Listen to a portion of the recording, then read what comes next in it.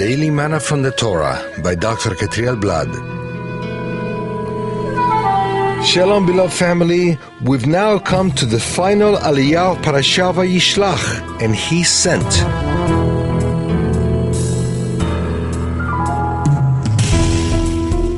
Today's Aliyah is found in Genesis 36, from verse 20 to verse 43.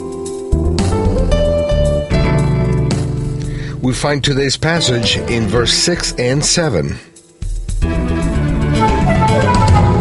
Then Esau took his wives, his sons, his daughters, and all the members of his household, his livestock, and all his beasts, and all his property that he had acquired in the land of Canaan. He went into a land away from his brother Yaakov, for their possessions were too great for them to dwell together. The land of their sojournings could not support them because of their livestock. What will be the end of the empire of Edom? Esau wasn't entirely bad. The Torah reveals that after his encounter with Yaakov, there were no more problems between them, and that when their father Yitzchak died, they buried him together. 35:29. Esau did two very positive things. He honored his father, and in an extraordinary way, and out of respect for his brother Yaakov, he left Canaan because of the large amount of cattle they had. The land wasn't enough for both of them. These two merits granted him a great blessing upon him and his descendants. Esau's descendants' genealogy reveals that many powerful men came from him, strong leaders from many kingdoms, but it also reveals cases of incest and fornication sins, a result of the spirit from the two women from Canaan that Esau took as wives. One of Esau's descendants founded Rome. That's why we have to see the Roman Empire as an extension of Edom. The book of Daniel teaches us that the Roman Empire is the fourth world kingdom that will have dominion over the earth and the Jewish people until the coming of the Messiah.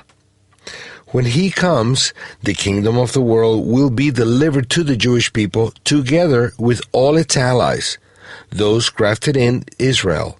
Dan 2:44 and 7:27. Rome can be identified both as a political and religious power. Both powers are a prophetic extension of Edom. This teaches us that Rome's religion is connected to Edom. In the text we are dealing with, the Hebrew original reads that Esau went to Eretz, which was translated as a land. In the Hebrew text, it could be understood as a name, Eretz. Is it possible that Esau called the new land he went to Eretz as a substitute to the land of Canaan promised to Yaakov and his offspring? Is it that Esau wanted to substitute the Eternal's promise to his chosen brother with a different land? The truth is that the spirit that comes from Rome teaches something similar. That the chosen people are no longer chosen, but that the Gentiles are. And that the universal, Catholic, Christian Church are now the chosen people, the new Israel. Is it that this idea began with Esau? When studying the prophecies that talk about the Roman Empire, both political and religious, Christianity, we can see that there is no future for it. The Roman Empire is destined to be destroyed. This includes both the political system that nowadays dominates the minds of all politicians of the world and the religious system that attempts to substitute the only chosen people. The Hebrew prophets reveal that there is no future for the empire of Edom. There are only destruction prophecies for the final future of Edom. There is not a single prophecy that talks about Edom being restored and uplifted for the world to come. In example, the world of the empire of the Messiah. Edom is destined to be utterly destroyed and wiped from the earth. However, there are many souls within the Edomite Roman religious system who have been redeemed by the God of Israel. These are souls who were reached by the power of the resurrection of the Messiah of Israel. They will also have the right to inherit the kingdom to come, but the system in which they are is destined to ruins. There is no future for Christianity. I can't find any prophecy that reveals the contrary.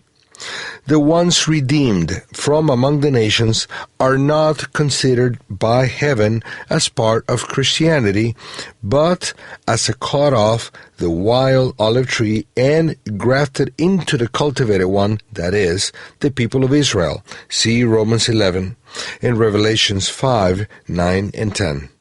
Sadly, though, most of them don't see this, but believe that Christianity is the new Israel and that Christians are the new people of God, and therefore they keep clinging on to a system that is destined to disappear. The Edomite Roman religious system is the same as the great prostitute found in the book of Revelations. Not long before the coming of the kingdom of the true Messiah, we will see the fall of the great prostitute, also called Babylon. That day is not far away. The Eternal is calling his people to come out of her, out of the Edomite Roman religious system, also called Babylon. I can do nothing but to repeat the same calling. Come out of her, my people, lest you share in her plagues. Isaiah 48:20, Isaiah 52:11, Jeremiah 50, verse 8, Jeremiah 51:45, Zechariah 2, verse 7, and Revelation 18, verse 4.